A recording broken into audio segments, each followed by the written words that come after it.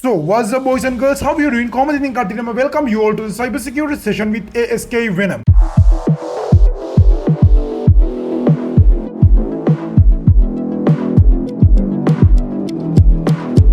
ඉතින් අද අපි කරන්න හදන්නේ හැකර්ස්ලගේ ඔපරේටින් සිස්ටම් එක කියලා හුඟක් අය කියන. එහෙමත් නැත්නම් ඔයාලත් දන්න මමත් දන්න කාල් ලිනක්ස් ඔපරේටින් සිස්ටම් එක සම්බන්ධයෙන් තියෙන සංගවිච්ච තොරතුරු එහෙමත් නැත්නම් හුඟක් අය නොකියුව තොරතුරු කීපයක් ගැන හොයලා බලන්න. Disclaimer: This video is only for educational purposes. We do not promote or recommend anything illegal or unethical, as this video is solely for students and people who would like to learn on cybersecurity and ethical hacking. ඉතින් මේ කාල් Linux එන්න කලින් ඉස්සර තිබුණා සාමාන්‍යයෙන් ලෙජන්ඩ්ස්ලා කියන්න පුළුවන් legendary operating systems එහෙම නැත්නම් hacking distros දෙකක්. මේ legendary operating systems දෙකටම ඒ කාලේ ඕන වෙලා තිබුණේ එයාලගේ මේ idea එක උපරිමයටම යවන්න. ඒ කියන්නේ all in one hacking distro එකක් උපරිම තත්වයට ගෙනියන්න. හැබැයි යාලා ඒ කාලේ එක try කරේ වෙනම.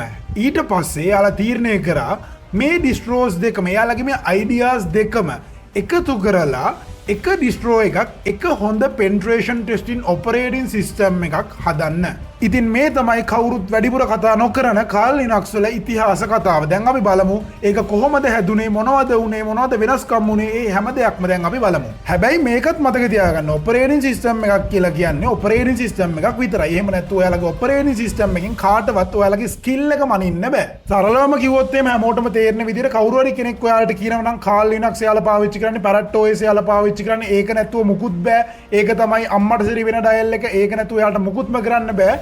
ඒ වගේ මම දැකලා තියෙනවා ලංකාවේ ටර්මෙක් එමියුලේටර් එක වගේ දේවලුත් අම්මෝ අදහනවා මාර විදියට.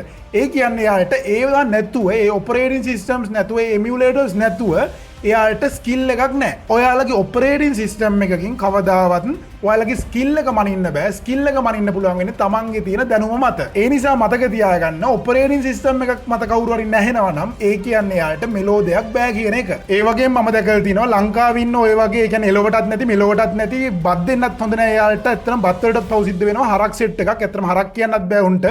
ඇත්තටම ජාතක නොවුණු සෙට් එකක් ඉන්නවා. අර උම්ම නමක් දාගෙන තිනවා ෆයිටින් කියලා මොකක් හරි රෙද්දකට.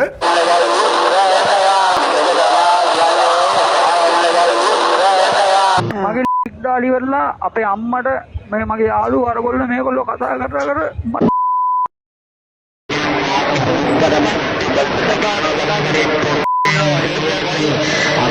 ඉතින් ඒ කට්ටිය ඔය ටර්මෙක්ස් වගේ එමියුලේටර් එකක් දාගෙන උන් හිතන් ඉන්නේ අම්මට සිරි වෙන ඩයල් කියලා. එයාලා එහෙන් කොපි කරනවා, මෙහෙන් පේස්ට් කරනවා.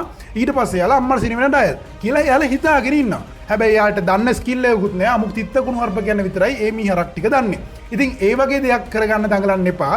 ඒ වගේ හරක් වෙන දඟලන්න එපා. ඊට වඩා ඔයාලගේ ස්කිල් එක වැඩි කරගන්න පුළුවන් ඕන තරම් දේවල් තියෙනවා ඉගෙන ගන්න පුළුවන්. ඉතින් ඒ විදිහට හරි විදිහට ඉගෙන ගන්න අර වගේ ජාතක නොවුණු හරක් වෙන්න එපා. ඒත් එක්කම කියන්න ඕනේ දන්නේ නැති අයට ටර්මෙක්ස් කියලා කියන්නේ එමියුලේටර් එකක්, ලිනක්ස් එමියුලේටර් එකක්. ඔයාලගේ මොබයිල් එකේ රන් කරන්න පුළුවන් ලිනක්ස් එමියුලේටර් එකක්. එච්චරයි, මහා ලොකු දෙයක් නෑ උතන. වව් ෆැක්ට් එකක් නෑ. ඉතින් ඒ නිසා ආයෙත් මම කියනවා අර හරක් වගේ වෙන්න දඟලන්න එපා. හැබැයි මෙහෙම දෙයක් තියෙනවා. කවුරු හරි කෙනෙක් ආච් පාවිච්චි කරනවා නම්, විශේෂයෙන්ම නේටිව් ආච් පාවිච්චි කරනවා නම් අන්නේ කට්ටිය පොඩ්ඩක් මෙතනින් අපිට එක්ස්ක්ලූඩ් කරන්න වෙනවා. මොකද ආච් වගේ ඔපරේටින් සිස්ටම් එකක් දැනුමක් නැතුව පාවිච්චි කරන්න අමාරුයි. ඒ වගේම අද අපි කරන්න ආපු දෙයට යන්න කලින් තව පොඩි දෙයක් කියලා ඉන්නවනේ. ඒකත් අනිවාර්යෙන්ම කියන්න ඕන දෙයක්. ඉතින් ඔයාලා මේ වෙද්දි දන්න ඇති සෝලෝ හයිකර් කියලා සර් කෙනෙක් වගේම සෝලා කියලා තවත් සර් කෙනෙක්ගේ පොඩි ප්‍රශ්නයක් ඇති වෙලා තිබුණා. ඒක ඔයාලා සෝෂල් මීඩියා through දකින්න ඇති. ඒ ප්‍රශ්නේ මම මොකක්ද කියලා කියන්න යන්නේ නෑ. ඔයාලට ඒක ගිහිල්ලා සෝෂල් මීඩියා through ඕන තරම් බලා ගන්න පුළුවන්. ඒක බලා ගන්න ඔයාලා. හැබැයි මෙතනදී සෝලෝ කියන සර්, සෝලෝ හයිකර් කියන සර් මාර ලස්සන කතාවක් කියනවා. ඒක මමත් ඉස්සර ඉඳන්ම කියන දෙයක්. ඒ සර් කියන කතාව තමයි මිනිස්සුන්ට ගරු කරන්න ඕනේ වයසට නෙවෙයි චරිතෙට කියන එක. ඒ වගේම මම තව පොඩි කැලලක් ඔතෙන්ට එකතු කරනවා. මිනිස්සෙක්ට ගරු කරන්න ඕනේ එයාලගේ වයසටවත්, රැකියාවටවත්, බලයටවත්, ධනයටවත් නෙවෙයි. මිනිස්සෙක්ට ගරු කරන්න ඕනේ එයාලගේ පර්සනැලිටි එකට, ප්‍රොෆෙෂනලිසම් එකට. ඒ කියන්නේ ඩිසිප්ලින් එක, රෙස්පොන්සිබිලිටි එක වගේ දේවල් වලට. එයාලගේ නොලෙජ් එකට. ඊට පස්සේ රෙස්පෙක්ට්ෆුල්නස් එක. අනිත් මිනිස්සුන්ට කොහොමද එයා සලකන්නේ කියන එක මත. ඊට පස්සේ වර්ක් එතික් එක. ඒ කියන්නේ එයා වැඩ කරන විදිය, වැඩ කරන්නේ මොන වගේද, එයා වැඩ කරන අයට කොහොමද සලකන්නේ, ඒ වගේ දේවල් එක්ක. ඊට පස්සේ එම්පති එක, හියුමිලිටි එක, විස්ඩම් එක, ඔන්න ඔය වගේ දේවල් එක්ක තමයි මිනිස්සෙක්ට ගරු කරන්න ඕනේ. එහෙම නැතුව වයසට ගරු කරන්නවත් අර කලින් කියපු දේවල් වලටවත් නෙවෙයි මිනිස්සෙක්ට ගරු කරන්න ඕන. ඒ වගේම මතක තියාගන්න වයසට ගිහපු සමහර විට වයසට ගිහිලා නැති වෙන්නත් පුළුවන්. හොඳට පොතපතේ දැනුම ඉගෙන ගත්ත, හොඳ ජොබ්ස් කරන සමත් නිශාන්තලත් ඕන තරම් ඉන්නවා. ඒ කියන්නේ එයාලගේ නිකන් කලේ පිරීලා එතනින් යාට පුරවන්න බෑ. ඒ ටික ඔක්කොම හැලෙනවා. මොකද එයාලා කැමතිනේ තව අලුත් දෙයක් ඉගෙන ගන්න. එයාලා හිතන් ඉන්නේ එයාලා සියල්ල දත් වගේ මට්ටමක අන්න ඒ වගේ කට්ටියත් ඉන්නවා. ඒ වගේ සනත් නිශාන්තලත් ඉන්නවා. ඒ වගේ මේ වගේ සනත් නිශාන්තල ඕන තරම් මට හම්බෙලත් තියෙනවා. ඉතින් ඒ වගේ වෙන්න එපා. අපි නම් අපි දැන් වැඩේට යමු. අපේ වැඩේ නැත්නම් තවත් පරක් වෙනවා. ඒක නිසා එහෙනම් අපි අපේ වැඩේට යමු. ඉතින් මේ Kali Linux කියන ඔපරේටින් සිස්ටම් එක එකපාරට අහසින් ජොග් ගාලා කඩාගෙන පාත් වෙන ඔපරේටින් සිස්ටම් එකක් නෙවෙයි. මේකට සාමාන්‍යයෙන් අවුරුදු 20ක වගේ එවලූෂන් එකක්. එහෙමත් නැත්නම් පරිණාමයකට ලක් වෙලා තමයි අපේ අතර දැන් මේ Kali Linux කියන ඔපරේටින් සිස්ටම් එක ඇවිල්ලා තියෙන්නේ. ඉතින් මේ කතාවේ මුල පටන් ගන්න 2004 දී මාටිය හැරෝනි කියන සයිබර් සිකියුරිටි එක්ස්පර්ට් හදනවා Linux ඩිස්ට්‍රිබියුෂන් එකක් Wufix කියලා. මේ Wufix කියන ඔපරේටින් සිස්ටම් එක මේ මාටි හැදුව ඒක හදලා තියෙන්නේ Nofix කියන ඩිස්ට්‍රෝ එකේ. නැත්නම් Linux ඩිස්ට්‍රිබියුෂන් එක බේස් කරගෙන. තවත් සරලව හැමෝටම තේරෙන විදියට කිව්වොත් එහෙම අපි මෙහෙම හිතමුකෝ. Wufix කියලා කියන්නේ ගෙදරක් නම් ඒ ගෙදර ෆවුන්ඩේෂන් එක තමයි Nofix කියලා කියන්නේ. Nofix එක පදනම් කරගෙන තමයි මේ Wufix කියන ඔපරේටින් සිස්ටම් එක මාටි හැදුවේ. ඉතින් මෙයා මේ Wufix කියන ඔපරේටින් සිස්ටම් එක හැදුවේ එක දෙයක් බලාපොරොත්තුවෙන්. ඒ තමයි කම්පියුටර් එකක වගේම නෙට්වර්ක් එකක සිකියුරිටි එක ටෙස්ට් කරන්න බලාපොරොත්තුවෙන් තමයි මේ මාටි කියන කෙනා මේ Wufix කියන OS එක 2004 දී හදන්නේ. ඒ වගේම අද අපි මේ කතා කරන සියලුම ඔපරේටින් සිස්ටම් සම්බන්ධයෙන් අපි ඊළඟ වීඩියෝ එකේදී ඔයාලට රිවිව් එකක් ගෙනවා. ඒ කියන්නේ ඔයාලට අපේ කමෙන්ට් සෙක්ෂන් එකේ දාලා තියන්න පුළුවන් ඔයාලට මොනවද බලන්න අවශ්‍ය කරන්නේ. ඒ වගේ දේවල් දාලා තියන්න පුළුවන්. ඒ වගේම ඔයාලට වීඩියෝ එකක් අපි ගේනවා මේ හැම ඔපරේටින් සිස්ටම් එකක්ම අපි ලයිව් පාවිච්චි කරන එකේ. එතකොට ඔයාලට බලන්න පුළුවන් කොහොමද මේ ඔපරේටින් සිස්ටම් එක ඉවලූෂන් එක වෙලා තියෙන්නේ කියලා හරියටම. ඉතින් ඒ නිසා අපි අමතක නොකර subscribe කරලා like කරලා share කරලා අපිත් එක්ක touch එකේ ඉන්න. ඉතින් ඒ කාලෙදි මේ Wufix කියන OS එකේ ලොකු විශේෂතාවයක් තිබුණා. ඒ තමයි මේ Wufix කියන OS එක ඔයාලට install කරන්න ඕන වෙන්නේ නැහැ. ඒ කියන්නේ මේක live OS එකක් විදියට එහෙම නැත්නම් live CD එකක් විදියට ඔයාලට directlyම බූට් කරන්න පුළුවන් තත්වය ඒ කාලෙදි මේ Wufix වල තිබුණා. දැන් මම මේ කියපු කතාව කාට හරි තේරුනේ නැත්නම් ඒ කියන්නේ ඔයාලා Windows වගේ ඔපරේටින් සිස්ටම් එකක් නම් ඔයාලට ඒක පාවිච්චි කරන්න බෑ ඉන්ස්ටෝල් කරන්නේ නැතුව. හැබැයි මේ 2004 දී ආපු Wufix කියන ඔපරේටින් සිස්ටම් එක ඔයාලට live OS එකක් විදිහට පාවිච්චි කරන්න පුළුවන් ඉන්ස්ටෝල් නොකර. ඒ වගේම ඒ කාලෙදි සාමාන්‍ය ඔපරේටින් සිස්ටම්ස් වල නැති විශේෂ දේවල් කීපයකුත් මේ ඔපරේටින් සිස්ටම් එකේ ආවා. අපි උදාහරණ කීපයක් බලුවොත් එහෙම network scanners, password crackers, wireless testing utilities වගේ දේවල් pre-install කරලම මේ operating system එකට ආවා. ඊට පස්සේ මේ Matty කියන කෙනා Wufix කියන operating system එකේ නම මාරු කරා Wax වලට පස්සේ කාලෙකදී. ඒකට හේතුව තමයි මුලින් Wufix කියන operating system එක base වෙලා තිබුණේ Nofix කියන Linux distribution එකත් එක්ක. හැබැයි පස්සේ කාලෙකදී එයා මාරුණා Slack කියන Linux distribution එකට. ඒක නිසා එයා නම මාරු කරා Wax කියලා. ඉතින් මම දැන් ඒ කියපු දේ කාට හරි පැටලුණා නම් මෙච්චරයි වෙලා තියෙන්නේ. එයාගේ මුලින් ෆවුන්ඩේෂන් එක වෙලා තිබුණේ Nofix කියන Linux distribution එක. හැබැයි එයා පස්සේ කාලෙකදී එයාගේ ෆවුන්ඩේෂන් එක මාරු කරා Slack කියන අලුත් ෆවුන්ඩේෂන් එකට.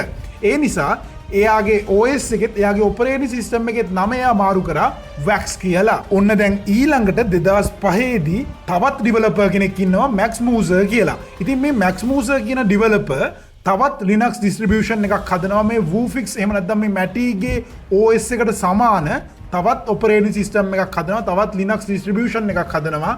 ඒකේ නම තමයි Auditor Security Collection කියන එක. ඔන්න හැබැයි මේ Max Muser හදපු operating system එකේ ඒ කියන්නේ Auditor Security Collection කියන Linux distribution එකේ වෙනස්කමක් තිබුණා Wufix එකට වඩා. ඒ තමයි මේ Max Muser වැඩිපුර focus කරේ Wi-Fi and network security පැත්තට. ඉතින් ඒ නිසා මේ Max Muser හදපු operating system එකට ඒ කාලේ පාවිච්චි කරපු ඒ කියන්නේ 2005 දී පාවිච්චි කරපු wireless hacking suites එහෙම නැත්නම් wireless hacking tools ආවා. අපි උදාහරණ ගත්තොත් එimhe AirCrack, Kismet, Ethercap වගේ tools ආවා. මොකද එයා වැඩිපුර focus කරේ Wi-Fi and network security පැත්තට නිසා. ඉතින් දැන් අපිට තේරුම් ගන්න පුළුවන් 2004 දී 2005 දී ප්‍රධාන වශයෙන් operating systems දෙකක් තිබුණා මේ සම්බන්ධයෙන්. එකක් තමයි Wax, ඒකේ කලින් නම තමයි Wufix කියලා කියන්නේ. අනිත් එක තමයි Auditor, ඒ කියන්නේ Auditor Security Collection කියන operating system එක. ඉතින් මේ කාලෙදි මේ දෙගොල්ලොන්ගේම පරමාර්ථය උනේ හොඳම hacking tool kits තියෙන හොඳම operating system එක හදන්න. දැන් අපිට මේකෙන් තේරුම් ගන්න පුළුවන් ඒ කාලෙදි මේ Marty Harroni වගේම Max Muser කියලා කියන්නේ හරියට නිකන් competitorsලා දෙන්නෙක් වගේ. මොකද මේ දෙගොල්ලොන්ගේම පරමාර්ථය උනේ හොඳම all in one hacking tools තියෙන operating system එක හදන එක. ඔන්න දැන් තමයි වැඩේ පටන් ගන්න වෙලාව. ඒ කියන්නේ මේ Marty Harroni වගේම Max Muser 2006 දී තීරණය කරනවා අපි දෙගොල්ලෝ මේ නිකන් තරඟ කරන එක අපරාධය. අපි දෙගොල්ලෝ මේ compete කරන එක අපරාධේ. අපි දෙගොල්ලොම එකතු වෙලා හොඳ ප්‍රොජෙක්ට් එකක් පටන් ගනිමු කියලා. ඒ වගේම තව පොඩි දෙයක් මෙතනදී කියන්න ඕනේ මේ මාටියා හැරෝනි වගේම මැක්ස් මූසාගේ තිබුණ හොඳ ගුණධර්මයක් තමයි ඕක දැන් ඉන්න ඇච්චෝ බිච්චෝන්ගේ නැති. මොකද දැන් ඉන්න ඇච්චෝ බැච්චෝ හිතාගෙන ඉන්නේ එයාලා සියල්ලදත් එයාලට වඩා වෙන කවුරුත් දන්නේ නැහැ. එයාලට අලුතෙන් දෙයක් ඉගෙන ගන්න නැහැ. ඔය වගේ තමයි දැන් ඉන්න ඇච්චෝ බැච්චෝ හිතාගෙන ඉන්නේ. ඇච්චෝ බැච්චෝ විතරක් නෙමෙයි. සමහර ප්‍රොෆෙසර්ස්ලාත් ඒ වගේ එයාලා හිතන් ඉන්නේ එයාලා සම්පූර්ණයෙන් හැම දෙයක්ම දන්නවා කියලා. ඉතින් ඒ වගේ වුණ ගමන් ඔයාලට මෙලෝ දෙයක් කරගන්න බැරි වෙනවා. ඉතින් ඒ වගේම යාලට කරන්න පුළුවන් උපරිම දේ තමයි අර ලිඳේ ඉන්න මැඩිය වගේ බක කියලා ලිඳ ඇතුළට වෙලාම ඉන්න එක තමයි. ඒ වගේම තව සමහර අය ඉන්නවා. ඒ කියන්නේ මොනවා හරි දෙයක් කවුරු හරි උගන්වනවා දැක්කට පස්සේ ඒක ගැන මොනවා හරි දෙයක් එයා දන්නවා නම් ඒකට ඒක එකතු කරන එක කමක් නැහැ. හැබැයි එහෙම නැතුව නිකන් පොරටෝක් දෙන්න මොකටද උගන්වන්නේ ඔය පොඩි දේවල්නේ. ඔය වගේ පොරටෝක් දෙනවා නම් ඇත්තටම එයා මුලින් ඉඳලා ඉගෙන ගත්ත විදියට අමතක වෙලා. එයත් ඔය බ්ලා බ්ලා බ්ලා කී තමයි පොඩි කාලේ ඉගෙන ගත්තේ. ඉතින් ඒ දේවල් ටික අමතක වෙලා අනිත් මිනිස්සුන්ට ඉගෙන ගන්න දෙන්නේ නැත්නම් ඒ කියන්නේ එයාගේ තියෙන්නේ අර පූර්ණ ළමාවිය සංවර්ධනය නොවුණු පොඩි ප්‍රශ්නයක් පොඩි නෙවෙයි අතම ලොකු ප්‍රශ්නයක්.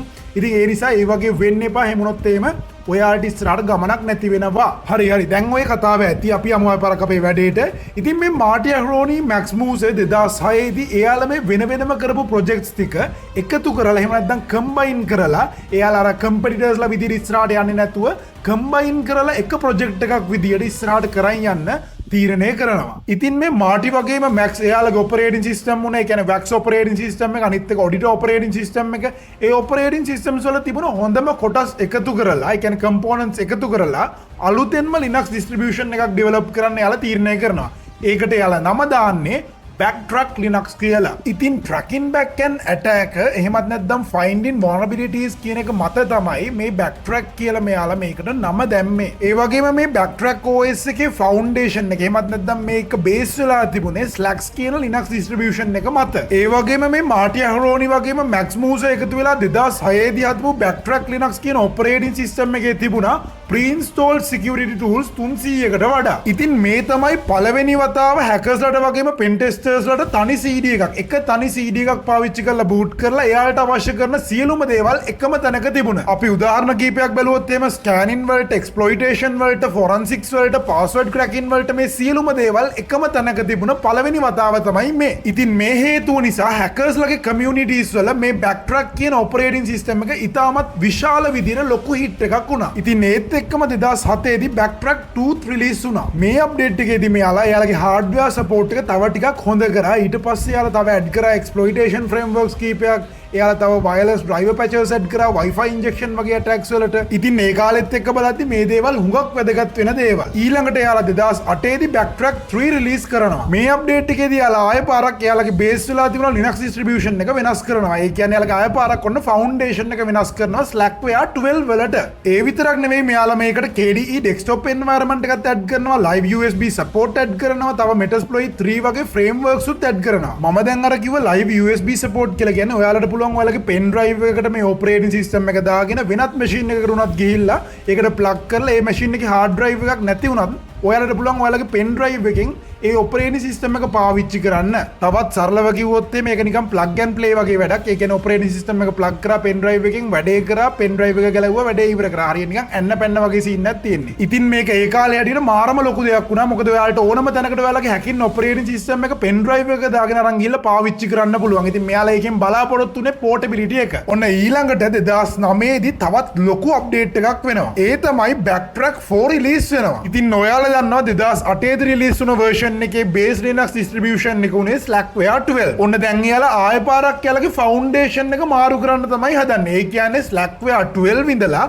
backtrack 4 එකට එද්දී යාලා Ubuntu 8.10 වලට එයාලගේ foundation එක ආයෙ පාරක් මාරු කරනවා. ඉතින් එයාලා මේ කරපු වෙනස නිසා backtrack 4 එකේදී ලොකු වෙනස්කම් ටිකක් එනවා. අපි උදාහරණ ගත්තොත් මේ එයාලගේ updates and driver support තව ටිකක් ලේසි වුණා. ඒ වගේම backtrack 4 කියන operating system එක තව ටිකක් professional වෙනවා. ඒ වගේම මේ operating system එක stable වෙනවා.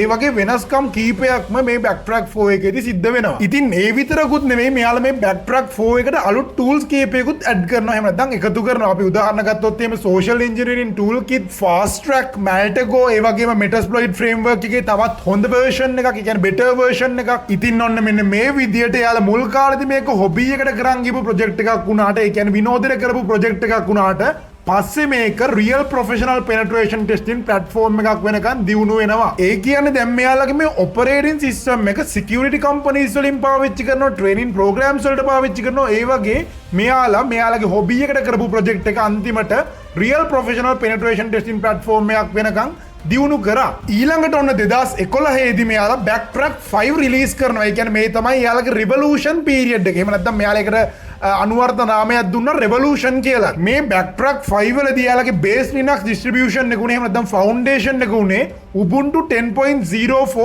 LTS කියන version එක. ඒ වගේම මේ Backtrack 5 කියන operating system එක GNOME වගේම KDE desktop environment versions වලනුත් ආවා.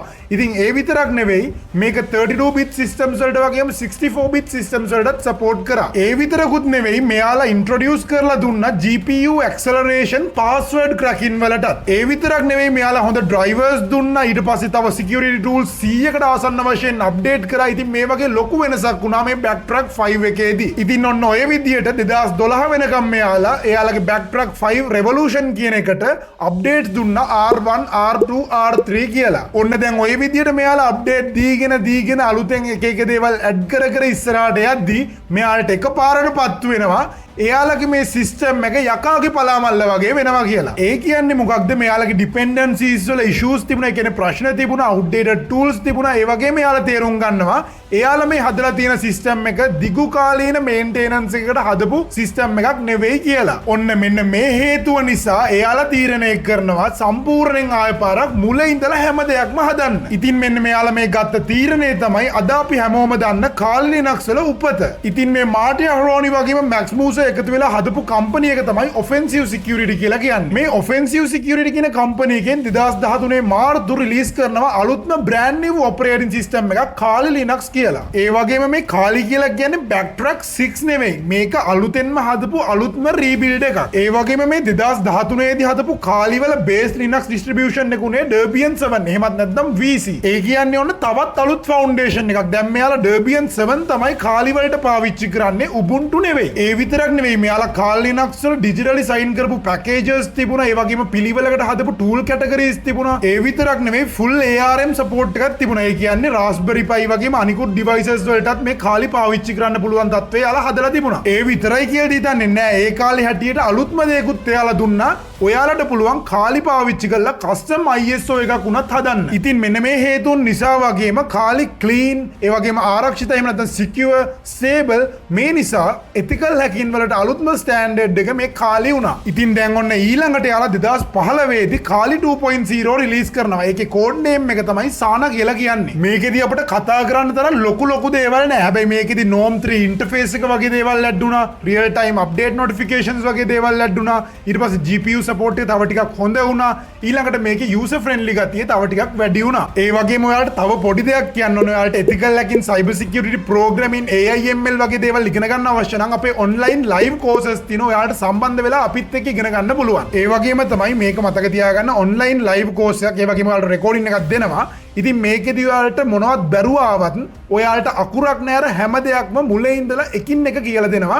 ඒ වගේම හැම ළමයෙක්ටම වෙනම අවධානයත් ලැබෙනවා. ඒ විතරක් නෙවෙයි ඔයාලට පස්සේ අපිත් එක්ක bounty programs වලට එකතු වෙලා අපිත් එක්ක bounties hunt කරන්නත් පුළුවන්. අනිත් දේ තමයි මේක 100% practical course එකක්, theory එකක් තියෙනවා. හැබැයි වැඩිපුර තියෙන්නේ practicals. ඉතින් මේ සම්බන්ධයෙන් වැඩි විස්තර ඔයාලට අපේ ASK වෙනම් Facebook page එකෙන් බලා ගන්න පුළුවන්. ඒ වගේම අපි අමතක නොකර subscribe කරලා like කරලා share කරලා අපිත් එක්ක touch එකෙත් ඉන්න. ඔන්න දැන් ඊළඟට 2016 දී ලොකු අප්ඩේට් එකක් එනවා මේ කාලි වල. ඒ තමයි 2016 දී කාලි ඉන්ට්‍රොඩියුස් කරනවා rolling release කියලා මොඩල් එකක්. ඉතින් මේකෙදී උනේ මෙන්න මේ වගේ දෙයක්. කාලි අලුත් අප්ඩේට් එකක්, එහෙම නැත්නම් අලුත් ISO එකක් දෙන සැරේට ඔයාලට ඒක ගිහිලා ඩවුන්ලෝඩ් කරලා ඉන්ස්ටෝල් කරන්න ඕනකම මේකෙන් නැති වුණා. ඉතින් ඒ වෙනුවට ඔයාලට පුළුවන්කම ලැබුණා කාලි එකපාරක් ඩවුන්ලෝඩ් කරලා ඉන්ස්ටෝල් කරගත්තා. ඒක සදාකාලිකව ඔයාලට අප්ඩේට් කරගන්න පුළුවන්කම ලැබුණා. ඒ කියන්නේ ඒතර අප්ඩේට් කරද්දී ඔයාලට අලුතෙන් එන tools, kernels, patches වගේ දේවලුත් ඔයාලගේ දැන් තියෙන කාලියකටම අප්ඩේට් වෙනවා. ඉතින් මෙයාලා මේ කරපු දේ නිසා කාලි තව හුඟක් ස්ටේබල් වුණා. ඒ වගේම දිගු කාලින පාවිච්චියට මේක කාර්යක්ෂම වුණා. ඉතින් ඊළඟට 2019 දී තවත් අලුත් කාලි version එකක් රිලීස් වෙනවා. ඒ වගේම මේ version එකේදී අපිට වැඩිපුර කතා කරන්න දේවල් නැහැ. හැබැයි මෙයාලා අලුත් feature එකක් introduce කරනවා. අලුත්